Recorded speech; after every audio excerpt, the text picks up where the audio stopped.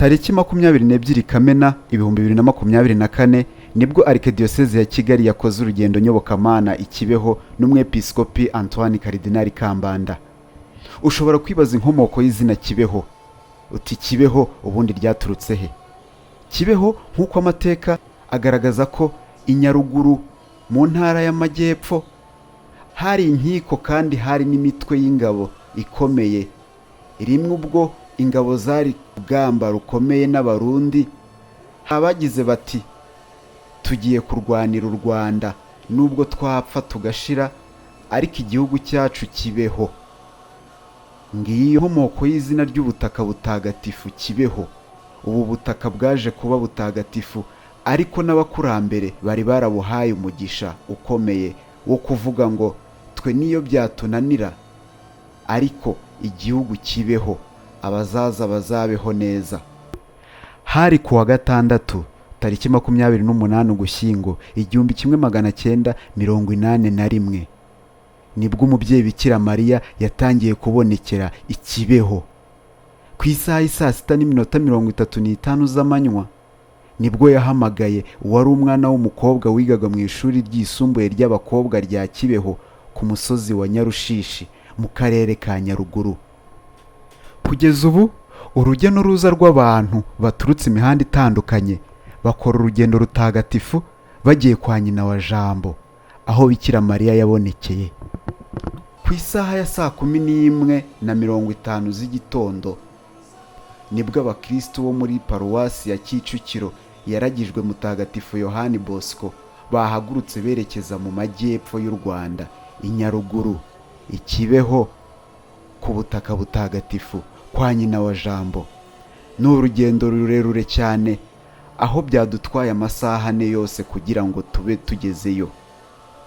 Ubwo twari tugeze ku mbibi za Kigali n'intara y'amajyepfo hari inyigisho twari twateguriwe idufasha kuzirikana by'umwihariko aho tugiye ahariho. Nyuma yaho twavugiye hamwe rozari ntagatifu. Ku isaha saa 3:45 z'igitondo nibwo twari dusesekaye ikibeho ku butaka butagatifu. Mbere y'uko misa itangira nanyarukiye kw'iriba ry'amazi ya Bikira Mariya. Ntibiba byoroshye, abantu bari urujya n'uruza bajya gushaka amazi y'umugisha.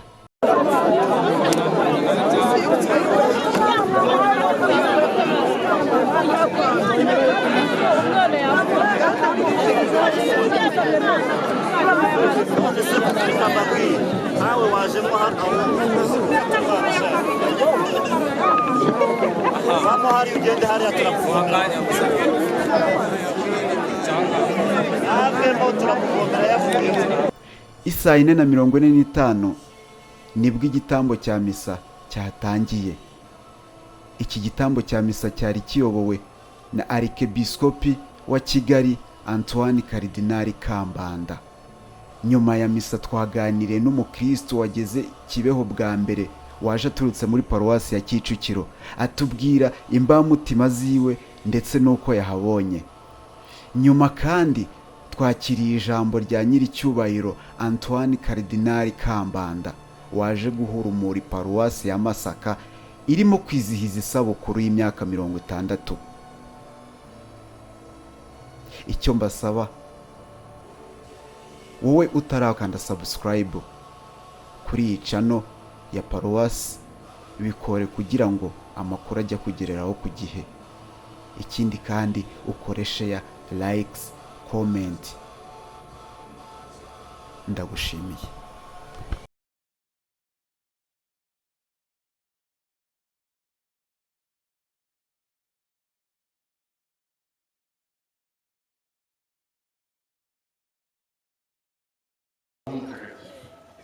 Arangurura ijwi ati wahebuje abagore bose umugisha n'umwana utwite arasingizwa.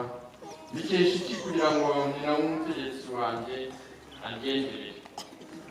Rembaye ndumva ndamutso yawe umwana yisimbizanye ibyishimo mu nda.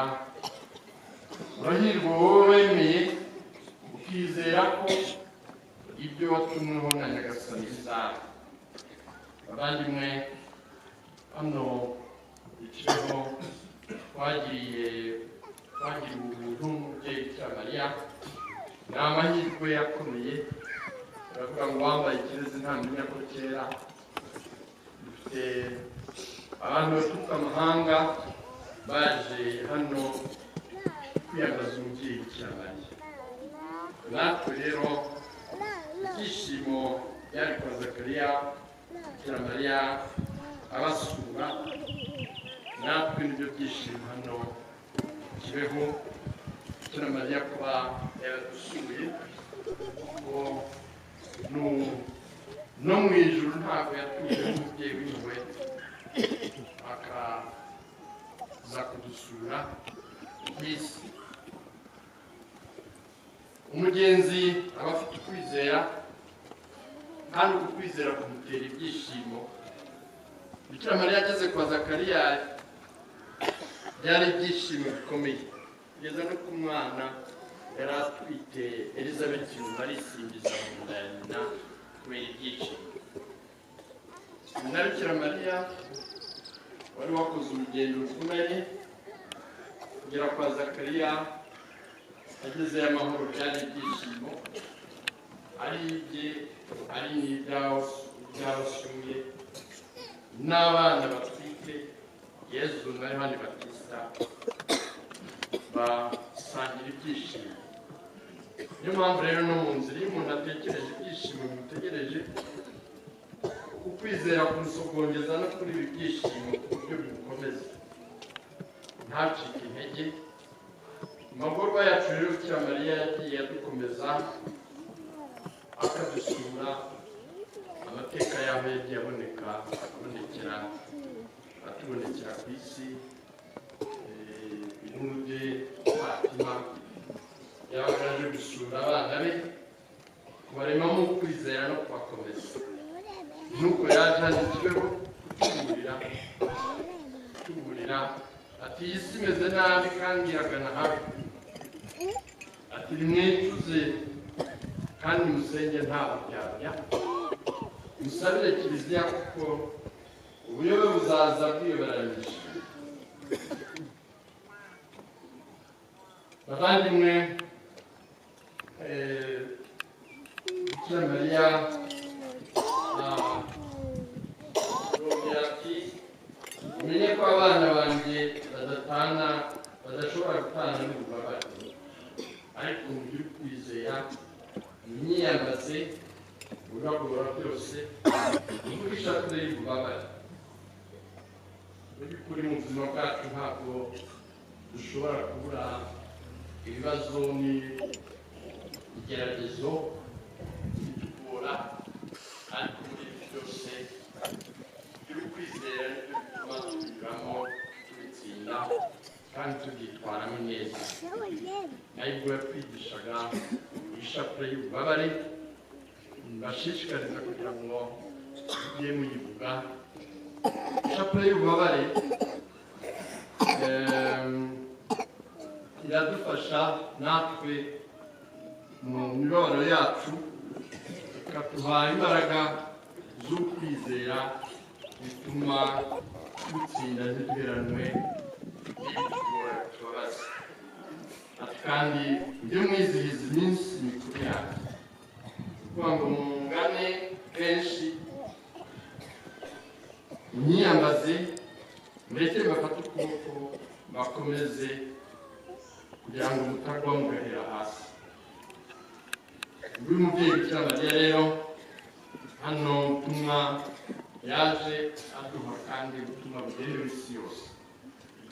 Kuva kera umuryango w'Imana wahuraga n'ibibazo n'intambara, ariko Nyagasani agahora abahumuriza baremamo kwizera ko batari bonyine, ko bari kumwe na Nyagasani, kandi Nyagasani ashobora byose kuko nta kinanira Imana. Ukwizera ko Nyagasani turi kumwe kandi ashobora byose niko gutuma nta ushobora kuduca intege. Ibi rero bituma umuntu ufite ukwizera no mu magorwa arihangana, ndetse ntibinamubuze kugira ibyishimo. nibyo umuhanuzi Sofoniya yahanuye twumvise mu isomo rya mbere ati rangurura ijwi wishimye mwari w'i Siyoni, ishima uhimbarwe mwari w'i Yeruzalemu, uhoraho ubwe akurimo rwagati, ntuzongera ukundi gutinya icyago, umenye ko muri kumwe nk'uko umunyarwanda bivuga tubagarikiwe n'ingwe